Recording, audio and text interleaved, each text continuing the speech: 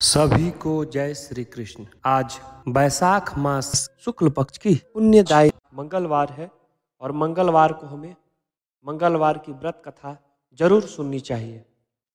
हमारे भारतवर्ष में बहुत सारे व्रत त्यौहार हैं, हमारे चैनल पर भी आपको मिलेंगे, लेकिन अपने अपने इष्ट देव होते हैं और उनकी अलग अलग कथाएं होती हैं, सबका अलग अलग महत्व होता है।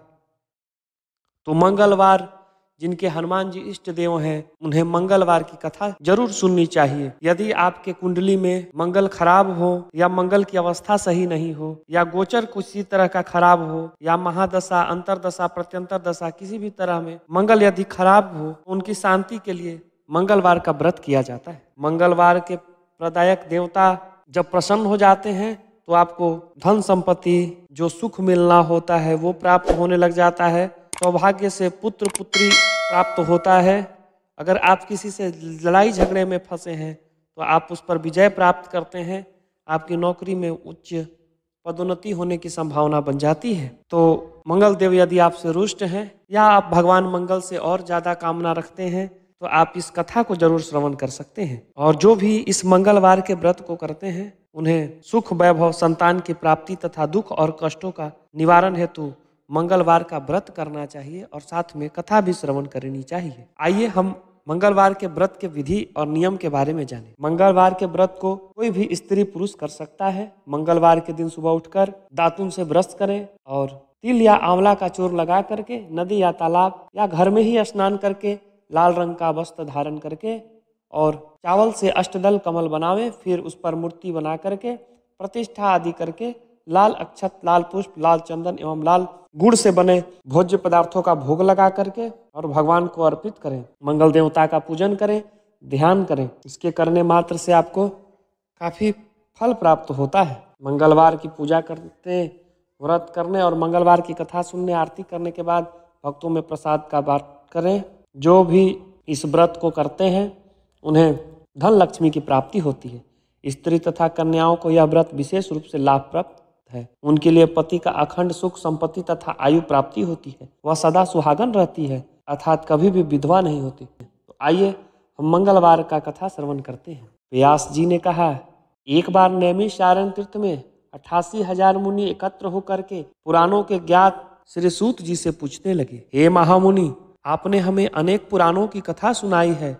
अब कृपा करके हमें ऐसा व्रत और कथा बतलाएं जिसके करने से संतान की प्राप्ति होती है तथा मनुष्य को रोग, शोक, अग्नि, सर्व दुख आदि का भय दूर हो जाता है। क्योंकि कलयुग में सभी जीवों की आयु बहुत कम है। फिर इस पर उन्हें रोग, चिंता के कष्ट लगे रहें तो फिर वह श्री हरि के चरण कमलों में ध्यान कैसे लगा पाएगा। तब सूत जी बोले, हे मुनियों, अपने लोक कल्याण के लिए बहुत ही उत्तम बात पूछी है। एक बार युधिष्ठिर ने भगवान श्री कृष्ण से लोक कल्याण के लिए यही प्रश्न किया था और भगवान श्री कृष्ण ने युधिष्ठिर का संवाद तुम्हारे सामने कहता हूँ, ध्यान पूर्वक श्रवण करो। एक समय पांडवों सभा में कृष्ण जी से बैठे हुए थे। तब युधिष्ठिर ने भगवान श्री कृष्ण से प्रश्न किया, हे प्रभु नंदन नंद गोविंद, आपने मेरे लिए अनेक कथाएं सुनाई है।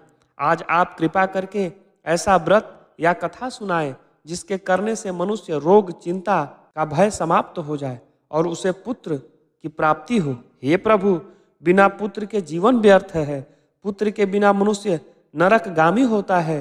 पुत्र के बिना मनुष्य की पितृ ऋण से छुटकारा नहीं पा सकता और न ही उसका पुनंग नामक नरक से उद्धार हो सकता है। अतः पुत्रदायक व्रत बतलाएं। तब भगवान कृष्ण बोले, हे राजन, मैं एक प्राचीन इतिहास सुनाता हूँ, आप उसे ध्यान पूर्वक श्रवण करो। कुंडलपुर नामक एक नगर था। उसमें नंदा नाम का एक ब्राह्मण रहता था। भगवान की कृपा से उसके पास सब कुछ था, फिर भी वह दुखी रहता था। इसका कारण यह था कि ब्राह्मण की स्त्री सुनंदा के कोई संतान नहीं थी। सुनंदा पतिव्रता थी, भक्ति पूर्वक श्री हनुमान जी की आराधना करती थी। मंगलवार के दिन व्रत करके अंत में भोजन बनाकर हनुमान जी को भोग लगाने के बाद स्वयं भोजन करती थी।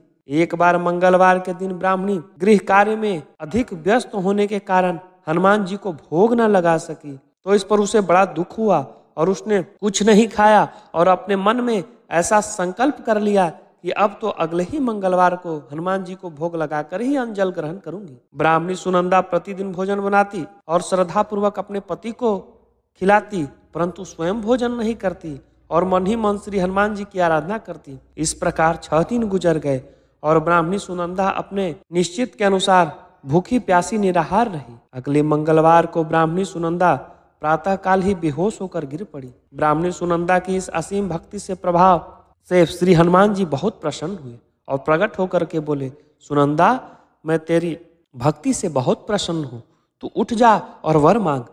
सुनंदा अपने आराध्य देव श्री हनुमान जी को देखकर आनंद की अधिकता से विहल हो श्री हनुमान जी के चरणों में गिरकर बोली, हे प्रभु, मेरी कोई संतान नहीं है और कृपा करके मुझे संतान प्राप्ति का आशीर्वाद दे, आपकी अति कृपा होगी। अब महावीर जी बोले, तेरी इच्छा पूर्ण होगी, तेरा एक कन्या पैदा होगी जिससे अष्टांग प्रतिदिन सोना दिया करेगी।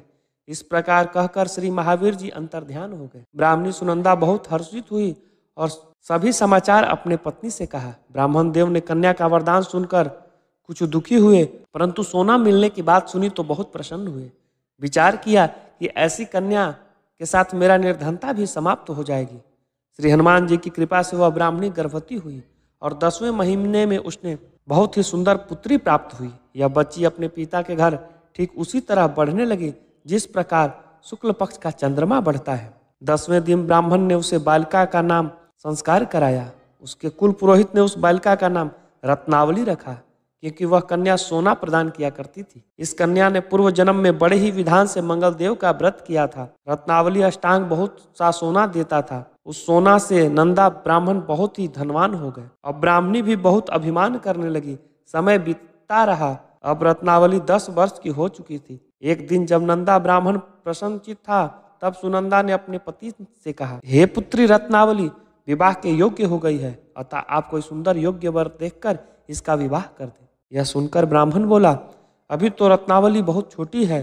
तब ब्राह्मणी बोली, शास्त्रों की आज्ञा है कि कन्या 8 वर्ष में गौरी और 9 वर्ष में रोहिणी और 10वें वर्ष में कन्या इसके पश्चात रजस्वला हो जाती है और गौरी के दान से पाताल लोक की प्राप्ति होती है, रोहिणी के दान से वैकुंठ लोक की प्राप्ति होती है, कन्या के दान से इंद्रलोक में सुखों की प्राप्ति होती है। अतः हे पति देव, रजस्वला का दान किया जाता है तो घोर नरक की प्राप्ति होती है। इस पर ब्राह्मण बोला, अभी तो रत्नावली मात्र 10 वर्ष की है और मैंने तो 16-16 साल की कन्याओं के विवाह कराए हैं, अभी जल्दी क्या है। तब ब्राह्मणी सुनंदा बोली, आपको तो लोभ अधिक हो गया है। लगता है शास्त्रों में कहा गया है कि माता पिता और बड़ा भाई रजस्वला कन्या को देखते हैं तो वह अवश्य नरकगामी होते हैं। तब ब्राह्मण बोला, अच्छी बात है, कल मैं अवश्य योग्य वर की तलाश में अपने दूत को भेजूंगा। दूसरे दिन ब्राह्मण अपने दूत को बुलाया और आज्ञा दी कि जैसी सुंदर मेरी कन्या है वैसा ही सुंदर उसके लिए वर तलाश करे। दूत अपने स्वामी की आज्ञा पाकर निकल पड़ा और पंपई नगर में उसने एक सुंदर लड़के को देखा। यह बालक एक ब्राह्मण परिवार का बहुत ही गुणवान पुत्र था। उसका नाम सोमेश्वर था। दूत ने इस सुंदर व गुणवान ब्राह्मण के पुत्र के बारे में अपने स्वामी को पूर्ण विवरण दिया। ब्राह्मण नंदा को भी सोमेश्वर अच्छा लगा और फिर शुभ मुहूर्त में विधि पूर्वक कन्यादान करके ब्राह्मण और ब्राह्मणी संतुष्ट हुए। परंतु ब्राह्मण के मन में तो लोभ समाया हुआ था। उसने कन्यादान तो कर दिया, पर वह बहुत खीन भी था। उसने विचार किया कि रत्नावली तो अब चली जाएगी और मुझे इससे जो सोना मिलता था अब वह नहीं मिलेगा। मेरे पास जो सब कुछ धन था उसे मैंने विवाह में खर्च कर दिया। अब जो शेष बचा है वह भी कुछ दिनों के बाद समाप्त तो हो जाएगा। मैंने तो इसका विवाह करके बहुत बड़ी भूल कर दी। अब कोई ऐसा उपाय हो कि रत्नावली मेरे ही घर पर बनी रहे, अपनी ससुराल न जावे।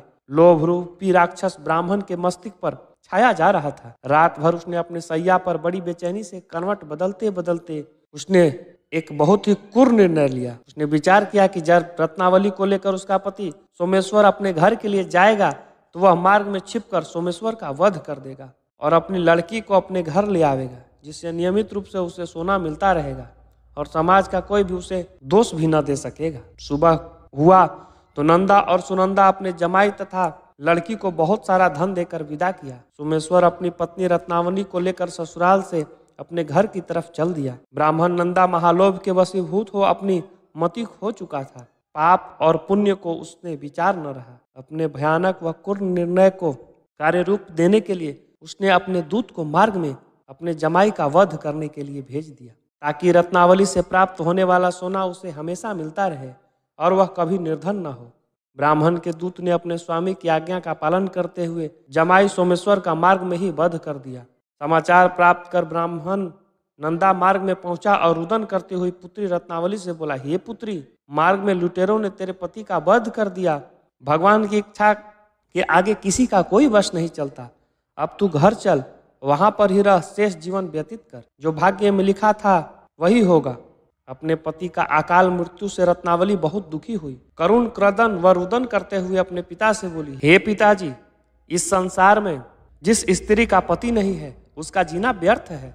मैं अपनी पति के साथ ही अपने शरीर को जला दूंगी और सती होकर अपने इस जन्म को माता पिता के नाम के तथा सास ससुर को यश को सार्थक करूंगी। ब्राह्मण नंदा अपनी पुत्री रत्नावली के वचन को सुनकर बहुत दुखी हुआ और विचार करने लगा कि मैंने व्यर्थ ही जमाई का वध का पाप अपने सिर ले लिया। रत्नावली तो उसके पीछे अपने प्राण तक देने को तैयार है। मेरा तो दोनों तरफ से मरण हो गया। धन तो अब मिलेगा नहीं। जमाई वध के पाप का फलस्वरूप यम यातना भी भुगतनी पड़ेगी। यह सोचकर वह बहुत खिन्न हुआ। सोमेश्वर की चिंता बनाई गई रत्नावली सती होने की इच्छा से अपने पति का सिर अपने गोद में लेकर चिता पर बैठ गई। जैसे ही सोमेश्वर की चिता में अग्नि लगाई गई, वैसे ही प्रसन्न हो मंगल देव वहां प्रकट हुए और बोले, हे रत्नावली, मैं तेरे पति को भक्ति से बहुत प्रसन्न हूँ, तू वर मांग। रत्नावली ने अपने पति का जीवन दान मांगा। तब मंगल देव बोले, रत्नावली, तेरा पति अजर अमर है, यह महाविद्वा भी होगा और उसके अतिरिक्त तेरी जो इच्छा है वह वर मांग। तब रत्नावली बोली, हे ग्रहों के स्वामी, यदि आप मुझ पर प्रसन्न हैं तो मुझे यह वरदान दीजिए कि जो मनुष्य मंगलवार के दिन प्रातः काल लाल फूल लाल चंदन से पूजा करके आपका स्मरण करे, उसको रोग व्याधि न हो, स्वजनों का कभी भी वियोग न हो, सर्प अग्नि तथा शत्रुओं का भय न रहे। जो स्त्री मंगलवार का व्रत करे वह कभी विधवा न हो। मंगलदेव तथास्तु कहकर अंतर्ध्यान हो गए। सोमेश्वर मंगलदेव की कृपा से जीवित हो उठा और रत्नावली अपने पति को पुनः प्राप्त करके बहुत प्रसन्न हुई और मंगलदेव का व्रत प्रत्येक मंगलवार को करके व्रत राज और मंगलदेव की कृपा से इस श्लोक में ऐश्वर्य को भोगते हुए अंत में पति के साथ स्वर्ग को चली गई। इस प्रकार इति श्री मंगलवार व्रत कथा समाप्तः। मिलते हैं नेक्स्ट वीडियो में, तब तक के लिए सभी को जय श्री कृष्ण।